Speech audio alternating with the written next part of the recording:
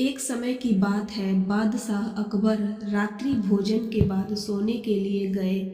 बादशाह अकबर गहरी निद्रा में चले जाते हैं। वह मध्य रात्रि में एक अजीब सा सपना देखते हैं। इस सपने की वजह से बादशाह की नींद अचानक से खुल जाती है। बादशाह इस सपने का मतलब समझ नहीं पाते हैं। इसी परेशानी के कारण उन्हें पूरी रात नींद नहीं आई।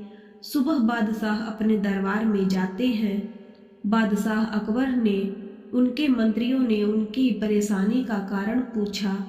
बादशाह रात में आए सपने को सभी मंत्रियों के सामने सुनाते हैं।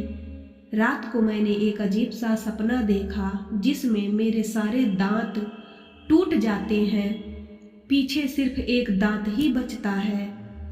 बादशाह ने सभी मंत्रियों से इस सपने के पीछे का कारण पूछा। तब सभी मंत्रियों ने एक मत होकर बादशाह अकबर को सलाह दी कि किसी विद्वान पंडित या ज्योतिषी से इस बारे में पूछने पर जवाब मिल सकता है।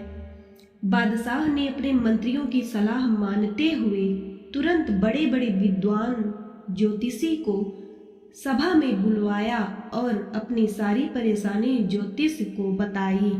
ज्योतिषियों ने कहा, जहां पनाह, इस सपने का मतलब है कि आपके सारे रिश्तेदार आपसे पहले ही मर जाएंगे। ऐसा सुनते ही बादशाह अकबर क्रोधित हो जाते हैं और सभी ज्योतिषों को सभा से चले जाने का आदेश दे देते हैं।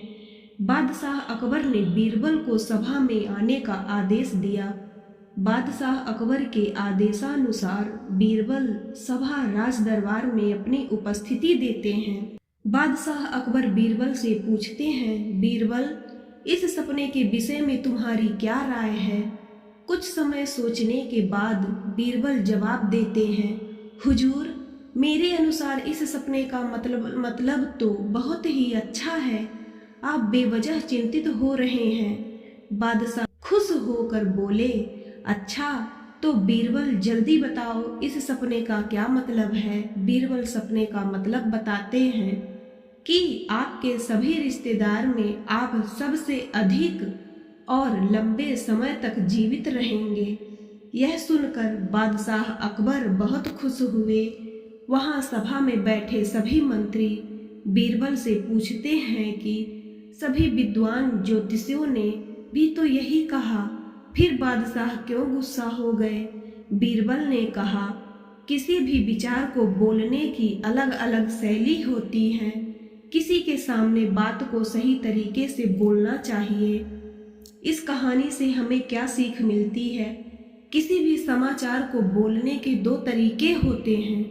एक सकारात्मक तरीका जिससे सभी को वो समाचार बुरी होने पर भी कोई फर्क नहीं पड़ता, और जब वही समाचार नकारात्मक तरीके से बोला जाए तो सभी को बुरा लग जाता है। इसलिए हम सभी को कोई भी बात सही ढंग और शैली से बोलना चाहिए।